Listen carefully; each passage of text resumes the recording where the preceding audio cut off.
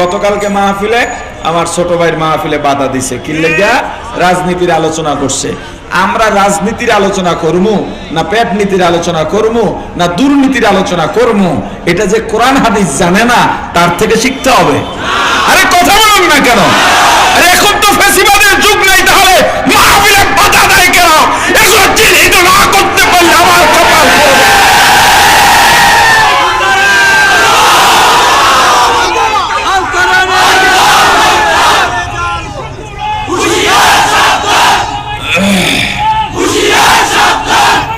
এখনো সময় আছে, সচেতন হন। এখনো সময় আছে। আর কবে বুদ্ধি খুলবে?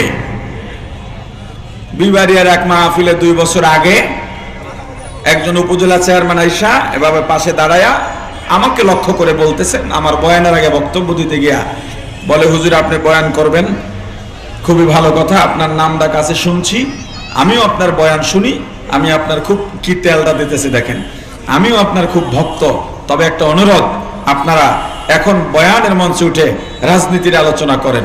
আমি বলছি করব না। কি বলছি? এখন ওনার বক্তব্য, উনি বক্তব্য শুরু করে বলতেছে, প্রিয় এলাকাবাসী, আপনাদের ভোটে আমি নির্বাচিত হয়েছি। আমি তো জানি উনি ভোটে হইছে না রাইতে হইছে, কথা কয় না। যাক, দ্বিতীয়বার বলল আমার নেত্রী আপনাদের জন্য এইটা এইটা করছে, আমি অমুক প্রতীক নিয়ে আপনাদের সামনে আসছিলাম। বললাম আপনার বক্তব্য বন্ধ করেন। বলে কেন? রাজনীতিক আলোচনা ওয়াজের মঞ্চে আপনি কোন সাহসে করতেছেন? আপনি আমাকে বললেন রাজনীতির আলোচনা করা যাবে না। এই যত জনস্রোত এখানে আপনার জন্য আসে নাই, কোরআনের কথা শুনতে আসছে, রাসূলের আদর্শের কথা শুনতে আসছে, আলেমের জবানের কথা শুনতে আসছে। আপনি পাওয়ার নিয়ে এখানে দাঁড়াইয়া সেই আলেমের জবান বন্ধ করে আপনার জবান ছাড়ছেন, যেটা আমাকে নিষেধ করলেন সেটা দিয়া। কি এমন আছে না নেই? জোরে কর। এখন এই জানে যে হুজুররা যদি ক্ষমতায় আসে, হুজুরবাদ ইসলাম যদি ক্ষমতায় আসে, কি আরে কথা বলে না, ইসলাম যদি ক্ষমতায় আসে, এই দেশে অধিকারের রাজ প্রতিষ্ঠা হবে, নীতির রাজ প্রতিষ্ঠা হবে।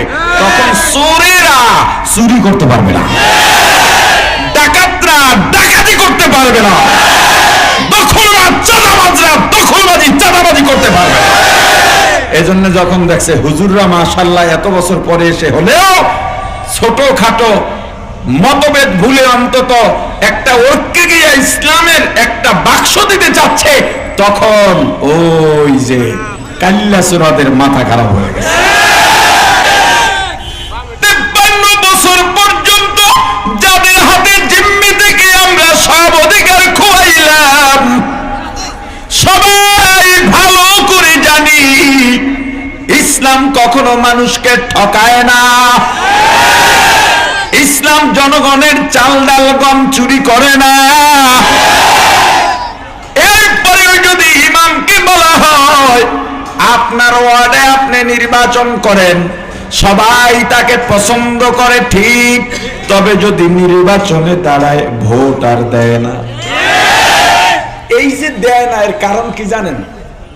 কথা কয় না। জানেন কারণ? আপনি ভালো করে জানেন, যদি একজন ইমাম মেম্বার হন, কাউন্সিলর হন কিংবা এমপি হন, উনি কাজ কি করতে পারবে আর না পারবে জানি না, কিন্তু ওনার দ্বারা গরিবের খেয়ানত হবে না, রাষ্ট্রের খেয়ানত হবে না, জানার পরে ভোট দেয় না। এর একটা কারণ আছে না নাই? আবু জাহেল রাসূলের সামনে গিয়ে হাতের মুষ্টি বদ্ধ করে বলল, ভাতিজা বলো তো আমার হাতে কি আছে? বলে, চাচা বলতে পারলে ঈমান আনবো। হুজুর বললেন, চাচা আমি না বলে আপনার হাতের ভেতরে যেই বস্তু আছে ওই বস্তু যদি বলে দেয় কেমন হয়? আবু জাহেল তো মনে মনে কয়, এটা কোনো কথা? আমার হাতের ভেতরের বস্তুর প্রাণ নাই, প্রাণ থাকলেও জবান নাই। হাতের ভেতরে আছে শুকনা খেজুরের আটি অথবা পাথরের টুকরা, ও কথা বলবে কিভাবে? এই ভাবতেছে ভাবতেছে ইতিমধ্যে হাতের ভেতরের বস্তু বলে উঠল, আশহাদু আল্লা ইলাহা ইল্লাল্লাহু ওয়া আশহাদু আন্না মুহাম্মাদান আবদুহু ওয়া রাসূলুহু লা ইলাহা ইল্লাল্লাহ লা ইলাহা ইল্লাল্লাহ লা ইলাহা ইল্লাল্লাহ লা ইলাহা ইল্লাল্লাহ লা ইলাহা ইল্লাল্লাহ লা ইলাহা ইল্লাল্লাহ। আবু জাহেল ডাক দিয়া বলে, মুহাম্মদ তুমি যে এত বড় জাদুকর আমার জানা ছিল না। পাথর কথা বলবে অথবা খেজুরের শুকনা আটি কথা বলবে, এটা তো হতে পারে না, জাদুকর ছাড়া কেউ পারে না। আর একদিন আবু জাহেল রাসূলের সামনে এসে বলে, মুহাম্মদ আজকে পারলে আর একটা কাজ করে দেখাও, আজকে যদি কাজ দেখাইতে পারো তাহলে আজকে আর মিস হবে না, ঈমান গ্রহণ করব। বলে কি করা লাগবে? জবাব দেয়া বলে, মুহাম্মদ আজকে নিয়ে আইছে পোড়া খেজুরের আটি।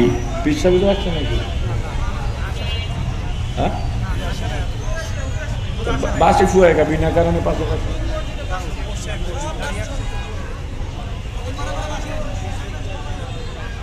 পোড়া খেজুরের আটি। কয় চাচা কি করা লাগবে? কয় মাটির মধ্যে রোপণ করো।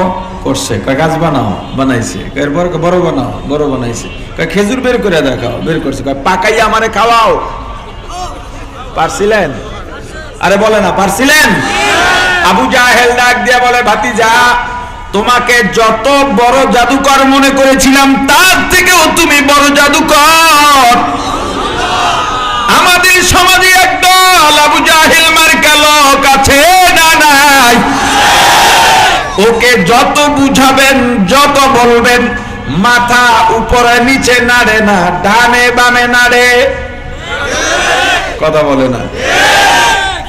53 বছর পর্যন্ত যাদের হাতে জিম্মি থেকে আমরা সব অধিকার খোয়াইলাম, সবাই ভালো করে জানি ইসলাম কখনো মানুষকে ঠকায় না। ইসলাম জনগণের চাল ডাল গম চুরি করে না। এরপরেও যদি ইমামকে বলা হয় আপনার ওয়ার্ডে আপনি নির্বাচন করেন, সবাই তাকে পছন্দ করে ঠিক, তবে যদি নির্বাচনে দাঁড়ায় ভোট আর দেয় না। এই যে দেয় না এর কারণ কি জানেন? কথা কয় না। জানেন কারণ?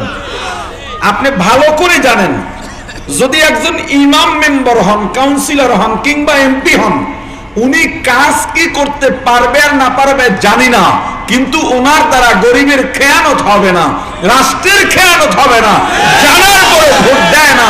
এর একটা কারণ আছে না নাই? এখন আবার এক দলের ওই যে গতকালকে মাহফিলে আমার ছোট ভাইয়ের মাহফিলে বাধা দিছে, কি লাগা? রাজনীতির আলোচনা করছে। আমরা রাজনীতির আলোচনা করবো না পেট নীতির আলোচনা করবো না দুর্নীতির আলোচনা করবো, এটা যে কোরআন হাদিস জানে না তার থেকে শিখতে হবে। আরে কথা বলুন না কেন? আরে এখন তো ফ্যাসিবাদের যুগ নাই, তাহলে মাহফিলে বাধা দেয় কেন? এগুলো চিহ্নিত না করতে পারলে আমার কপাল পড়বে।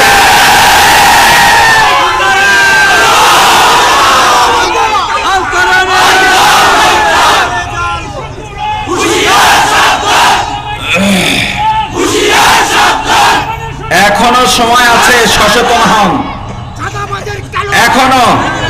এখনো সময় আছে। আর কবে বুদ্ধি খুলবে?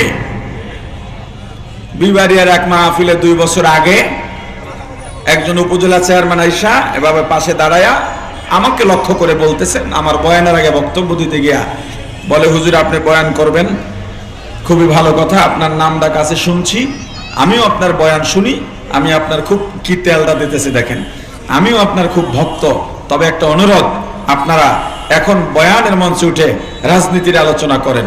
আমি বলছি করব না। কি বলছি? এখন ওনার বক্তব্য, উনি বক্তব্য শুরু করে বলতেছে, প্রিয় এলাকাবাসী, আপনাদের ভোটে আমি নির্বাচিত হয়েছি, আমি তো জানি উনি ভোটে হইছে না রাইতে হইছে। কথা কয় না। যাক দ্বিতীয়বার বলল আমার নেত্রী আপনাদের জন্য এইটা এইটা করছে, আমি অমুক প্রতীক নিয়ে আপনাদের সামনে আসছিলাম। বললাম আপনার বক্তব্য বন্ধ করেন। বলে কেন? রাজনীতিক আলোচনা ওয়াজের মঞ্চে আপনি কোন সাহসে করতেছেন? আপনি আমাকে বললেন রাজনীতির আলোচনা করা যাবে না। এই যত জনস্রোত এখানে আপনার জন্য আসে নাই, কোরআনের কথা শুনতে আসছে, রাসূলের আদর্শের কথা শুনতে আসছে, আলেমের জবানের কথা শুনতে আসছে। আপনি পাওয়ার নিয়ে এখানে দাঁড়াইয়া সেই আলেমের জবান বন্ধ করে আপনার জবান ছাড়ছেন, যেটা আমাকে নিষেধ করলেন সেটা নিয়া। কি এমন আছে না নেই? জোরে কর। এখন এই জানে যে হুজুররা যদি ক্ষমতায় আসে, হুজুরবাদ ইসলাম যদি ক্ষমতায় আসে, কি আরে কথা বলে না, ইসলাম যদি ক্ষমতায় আসে এই দেশে অধিকারের রাজ প্রতিষ্ঠা হবে, নীতির রাজ প্রতিষ্ঠা হবে। তখন চোরেরা চুরি করতে পারবে না, ডাকাতরা ডাকাতি করতে পারবে না, দখলবাজ চাঁদাবাজরা দখলবাজি চাঁদাবাজি করতে পারবে না। এজন্য যখন দেখছে হুজুররা মাশাআল্লাহ এত বছর পরে এসে হলেও ছোটখাটো মতভেদ ভুলে অন্তত একটা ঐক্যে গিয়ে ইসলামের একটা বাক্স দিতে চাচ্ছে, তখন ওই যে কাল্লা সুরাদের মাথা খারাপ হয়ে গেছে।